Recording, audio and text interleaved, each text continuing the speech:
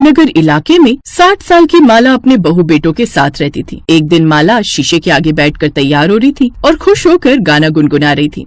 सजना है मुझे सजना के लिए, सजना है मुझे सजना के लिए। माला को इस तरह तैयार होते हुए और गुनगुनाते हुए देख उसकी बहू सुहानी हैरान हो जाती है।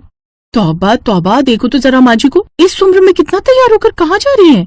तभी कमरे के दरवाजे पर खड़ी हुई अपनी बहू को माला देख लेती है। अरे बहू, तुम यहाँ?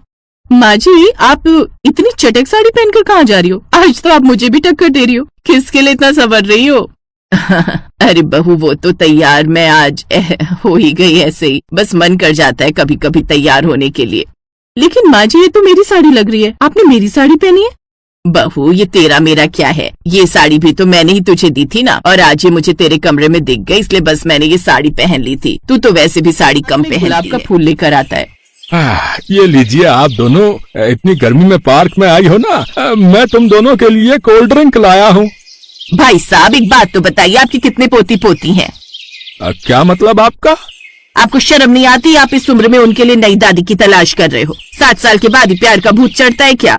तभी माला प्यार भरे बोल से मोहन को समझाते हुए कहती है, मोहन जी, आप कमला की बातों का बुरा मत मानिए, ये तो पागल है, कुछ भी कहती रहती है। ले कमला, वहाँ बैठकर तू कोल्ड ड्रिंक पी और अपना दिमाग ठंडा कर।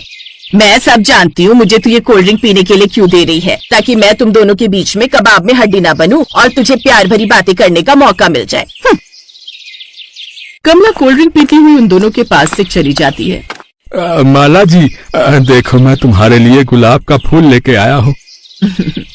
जी, अब लेकर आए हो तो मेरे बालों में खुद लगा दो। तुम्हारी इन्हीं बातों पर तो मैं फिदा हूँ मेरी माला। लेकिन माँ जी, मैंने ये साड़ी एक बार भी नहीं पहनी है और आपने मुझसे बिना पूछे इस साड़ी को पहन लिया।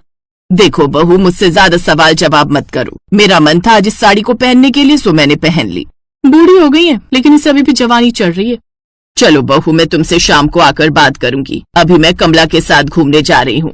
वहाँ से माला इतराती हुई घूमने के बहाने अपनी सहेली कमला के घर आती है। कमला, चले पार्क। तुझे मोहन ने थोड़ी सी घास क्या डाल दी, तू तो आसमान में ही उड़ने लगी। बड़ा सज धज कर आई है, आज तेरी वो सूती साड़ी कहाँ गई? अरे कमला, मैं तुझसे इतनी सुंदर लग रही तो क्यों तू मुझसे इतना जल रही है? मैं क्यों जलूंगी तुझसे? इतनी भी ज्यादा तो कुछ खास नहीं लग रही है। तेरे अंदर है क्या जो मैं तुझसे जलूंगी? अरे तू एक बार मेरे साथ पार्क तो चल, फिर मैं तुझे बताती हूँ मेरे अंदर क्या है। मुझे अच्छे से पता है तू पार्क क्यों जाना चाहती है। चल चलते हैं पार्क, वरना तू मुझे यहाँ 1 मिनट भी सांस नहीं लेने दे। तभी वहाँ से कमला और माला पार्क के लिए चले जाते हैं और पार्क में कमला को देखकर मोहन नाम का एक आदमी मुस्कुराता है। फिर वो उन दोनों के लिए कोल्ड ड्रिंक बड़े प्यार से माला की जुल्फों में उस गुलाब को लगाता है। थोड़ी देर बाद माला कमला के साथ अपने घर पर आ जाती है। ऐसे ही कई दिन गुजर जाते हैं। एक रोज जब माला तैयार होकर मोहन से मिलने जा रही थी, तभी उसकी बहू अपने पति के साथ खड़े होकर अपनी सास को टोकते हुए कहती है, माँ जी, आप हर रोज इसी समय तैयार होकर कहाँ जाती हो? मैं इतने दिनों से हर दिन आपको नोटिस कर रही हूँ। आखिर हमें तो बताओ, आप कर क्या रही हो? आज अपनी माँ से उसका बेटा भी कहने लगता है, मामा, इस बात पर तो मैं भी सुहानी के साथ हूँ। हम आपके बच्चे हैं, आप हमें बता सकती हो अगर कुछ बात है तो। सही कहते हैं लोग कि बेटे बहू के आते ही बदल जाते हैं। आज मेरा बेटा बहू के आने के बाद मुझसे सवाल जवाब भी करने लगा। मुझे तुमसे ये उम्मीद नहीं थी। अरे माँ, मेरा मतलब वो नहीं है, मुझे आपकी बस फिक्र है, इसलिए मैं आपसे पूछ रहा हूँ कि आप कहाँ जाती हैं हर रोज इतना रेडी होकर। बेटा, मैं तेरी माँ हूँ, इसलिए मुझे अच्छे से पता है कि मेरे लिए क्या सही है क्या गलत। आज तक मैंने कभी तेरे ऊपर रोक टोक नहीं की और तुम मेरे ऊपर रोक टोक लगा रहे हो। माला अपने बेटे को अपनी बातों में फंसा लेती है और उस दिन के बाद वो दोनों कभी भी माला से कुछ नहीं कहते। अब वो पटा या 10 मोहन, मुझे क्या फर्क पड़ रहा है? अरे कमला, मुझे माफ कर दे, मैं मोहन जी की वजह से परेशानी में थी, इसलिए तुझे कुछ ज्यादा ही बोल दिया। अच्छा ठीक है, एक काम कर, तू अब घर चल, बहुत देर हो गई है। उससे तू फोन पर बात कर लियो, अगर नंबर ना लगे तो कुछ देर बात कर लियो। तभी माला और कमला वहाँ से उठकर अपने घर चली जाती है। वो जैसे ही वहाँ मोहन को अपने घर पर देखती हैं, तो वो उसे देखकर दंग रह जाती है। आप यहाँ मेरे घर पर? माला, कहीं तेरे घर पर तेरा रिश्ता मांगने तो नहीं आए? माला, सच में आज तो तू कहीं भी मुंह दिखाने के काबिल नहीं रहेगी। तुम दोनों को बुढ़ापे में बहुत प्यार का भूत चढ़ रहा था, बड़ा पार्क में छुप छुप कर मिलते थे। अब तू भुगत तेरे घर पर, तेरा मजनू बारात लेकर आया है। उन दोनों की सारी बातें सुहानी और उसका पति सुन लेते हैं। तभी सुहानी अपने फूफा जी से कहती है, ये सब क्या है फूफा जी? आप मेरी सास को जानते हैं? फूफा का नाम सुनकर माला का मुंह फटा का फटा रह जाता है। बहू, ये तुम्हारे फूफा जी हैं? लो, बगल में छोरा और शहर में ढिंढोरा। माला, मैंने तुझे पहले ही समझाया था। बहू ऐसा कुछ भी नहीं है, वो तो बस थोड़ी सी जान पहचान हो गई थी तुम्हारे फूफा जी से। हाँ हाँ, माला जी बिल्कुल ठीक कह रही हैं। अच्छा सुहानी बेटी, मैं चलता हूँ। फूफा जी, सच्चाई पता चलने पर अब आप कहाँ अपना मुंह छुपा कर जा रहे हैं? देखा आपने, 60 की उम्र में प्यार का जुनून जितनी तेजी से चढ़ रहा है ना, फिर उतनी तेजी से उतरता भी है।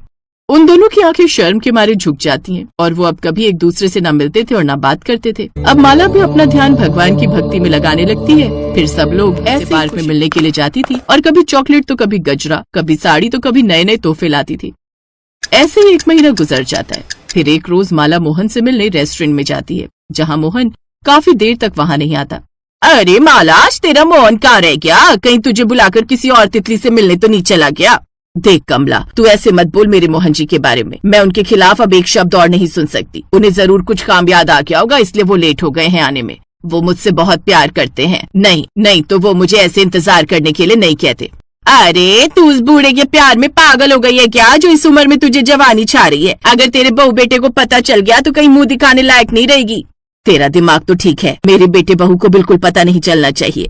अरे जब इतना ही डर लग रहा है तो ऐसे काम ही क्यों कर रही है? तुझे अपनी 60 की उम्र में अपने भगवान में ध्यान लगाना चाहिए, ना कि किसी मोहन में।